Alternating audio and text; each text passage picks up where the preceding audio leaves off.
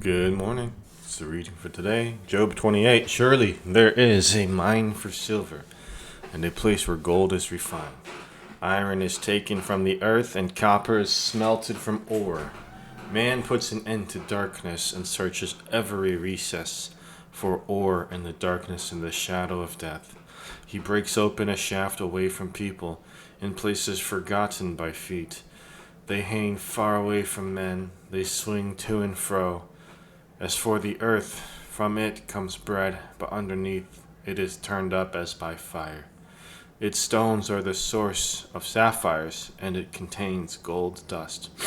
That path no bird knows, nor has the falcon's eye seen it. The proud lions have not trodden it, nor has the fierce lion passed over it. He puts his hand on the flint. He overturns the mountains at the roots.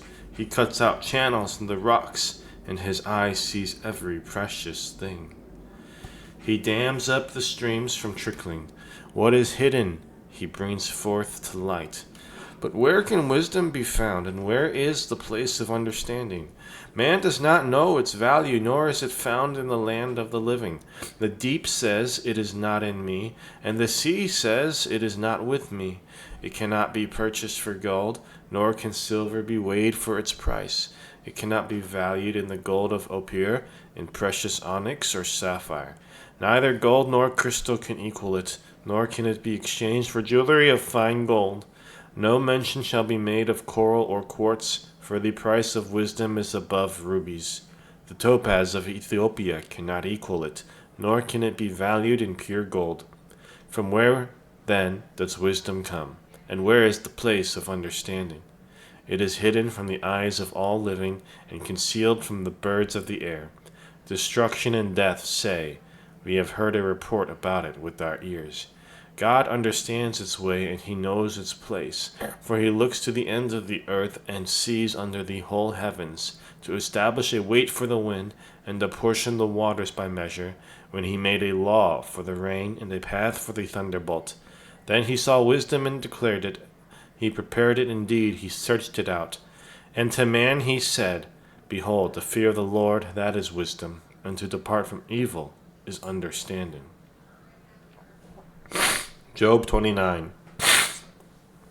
Job further continued his discourse and said, "Oh, that I were as in months past, as in the days when God watched over me, when his lamp shone upon my head, and when by his light I walked through darkness, just as I was in the days of my prime, when the friendly counsel of God was over my tent, when the Almighty was yet with me, when my children were around me, when my steps were bathed with cream, and the rock poured out rivers of oil for me.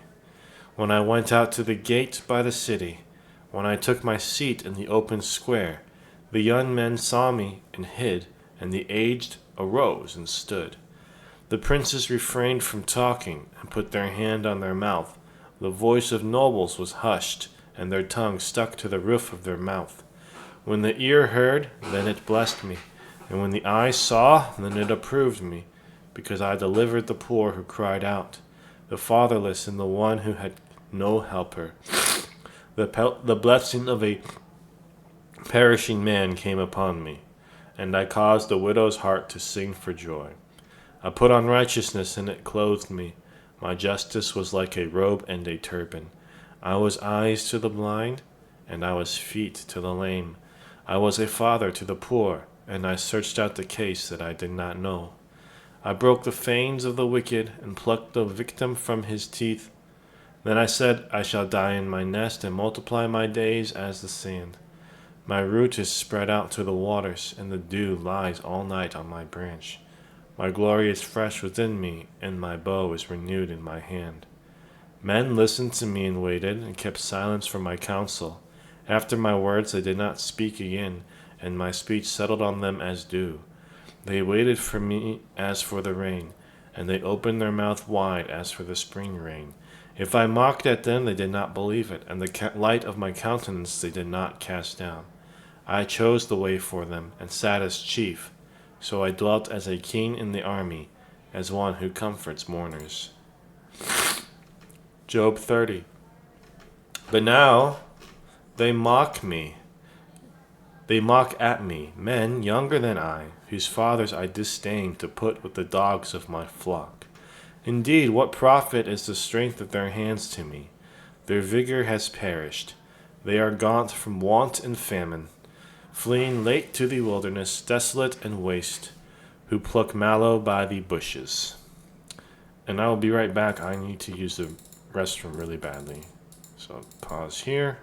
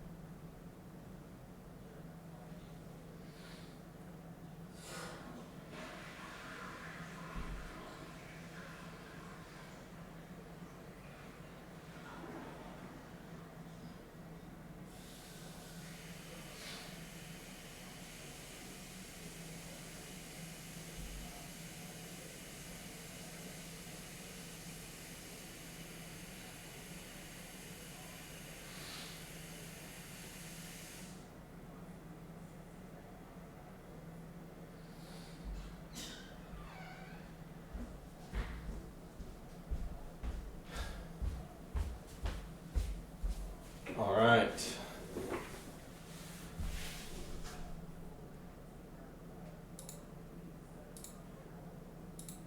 Where was I? They are gaunt from want and famine, fleeing late to the wilderness, desolate and waste, who pluck mallow by the bushes and broom tree roots for their food. They were driven out from among them. They shouted at them as at a thief. They had to live in the clefts of the valleys, in caves of the earth and the rocks, Among the bushes they brayed, under the nettles they nestled. They were sons of fools, yes, sons of vile men. They were scourged from the land. And now I am their taunting song. Yes, I am their byword. They abhor me. They keep far from me. They do not hesitate to spit in my face, because he has loosed my bowstring and afflicted me. They have cast off restraint before me. At my right hand the rabble arises. They push away my feet, and they raise against me their ways of destruction. They break up my path, they promote my calamity, they have no helper. They come as broad breakers. Under the ruinous storm they roll along. Terrors are turned upon me. They pursue my honor as the wind, and my prosperity has passed like a cloud. And now my soul is poured out because of my plight. The days of affliction take hold of me. My bones are pierced in me at night, and my gnawing pains take no rest. By great force my garment is disfigured. It binds me about as the collar of my coat. He has cast me into the mire, and I have become like dust and ashes. I cry out to you, but you do not answer me. I stand up, and you regard me. But you have become cruel to me. With the strength of your hand you oppose me. You lift me up to the wind and cause me to ride on it. You spoil my success. For I know that you will bring me to death and to the house appointed for all living. Surely he would not stretch out his hand against a heap of ruins, if they cry out when he destroys it. Have I not wept for him who was in trouble? Has not my soul grieved for the poor? But when I looked for good, evil came to me. And when I waited for light, then came darkness. My heart is in turmoil and cannot rest. Days of affliction confront me. I go about mourning, but not in the sun. I stand up in the assembly and cry out for help. I am a brother of jackals and a companion of ostriches. My skin grows black and falls from me. My bones burn with fever. My harp is turned to mourning, and my flute to the voice of those who weep. Next is Revelation 18. After these things I saw another angel coming down from heaven, having great authority, and the earth was illuminated with his glory. And he cried mightily with a loud voice, saying, Babylon the Great is fallen, and has become a dwelling place of demons, a prison for every foul spirit, and a cage for every unclean and hated bird. For all the nations have drunk of the wine of the wrath of her fornication. The kings of the earth have committed fornication with her, and the merchants of the earth have become rich through the abundance of her luxury. And I heard another voice from heaven saying, Come out of her, my people, lest you share in her sins, and lest you receive of her plagues. For her sins have reached to heaven, and God has remembered her iniquities. Render to her just as she rendered to you, and repay her double according to her works. In the cup which she has mixed, mix double for her. In the measure that she glorified herself and lived luxuriously, in the same measure give her torment and sorrow. For she says in her heart, I sit as queen, and am no widow, and will not see sorrow. Therefore her plagues will come in one day, death and mourning and famine, and she will be utterly burned with fire. For strong is the Lord God who judges her. The kings of the earth who committed fornication and lived luxuriously with her will weep and lament for her, when they see the smoke of her burning, standing at a distance for fear of her torment, saying, Alas, alas, that great city Babylon, that mighty city, for in 1 hour your judgment has come. And the merchants of the earth will weep and mourn over her, for no one buys their merchandise any more. Merchandise of gold and silver, precious stones and pearls, fine linen and purple, silk and scarlet, every kind of citron wood, every kind of object of ivory, every kind of object of most precious wood, bronze, iron, and marble, and cinnamon and incense, fragrant oil and frankincense, wine and oil, fine flour and wheat, cattle and sheep, horses and chariots, and bodies and souls of men. The fruit that your soul longed for has gone from you, and all the things which are rich and splendid have gone from you, and you shall find them no more at all. The merchants of these things who became rich by her will stand at a distance for fear of her torment, weeping and wailing, and saying, Alas, alas, that great city that was clothed in fine linen, purple and scarlet, and adorned with gold and precious stones and pearls. For in 1 hour such great riches came to nothing. Every shipmaster, all who travel by ship, sailors, and as many as trade on the sea, stood at a distance and cried out when they saw the smoke of her burning, saying, What is like this great city? They threw dust on their heads and cried out, weeping and wailing, and saying, Alas, alas, that great city in which all who had ships on the sea became rich by her wealth. For in 1 hour she is made desolate. Rejoice over her, O heaven, and you holy apostles and prophets, for God has avenged you on her. Then a mighty angel took up a stone like a great millstone and threw it into the sea, saying, Thus with violence the great city Babylon shall be thrown down, and shall not be found any more. The sound of harpists, musicians, flutists, and trumpeters shall not be heard in you any more. No craftsman of any craft shall be heard in you any more, and the sound of a millstone shall not be heard in you any more. The light of a lamp shall not shine in you any more, and the voice of bridegroom and bride shall not be heard in you any more. For your merchants were the great men of the earth, for by your sorcery all the nations were deceived.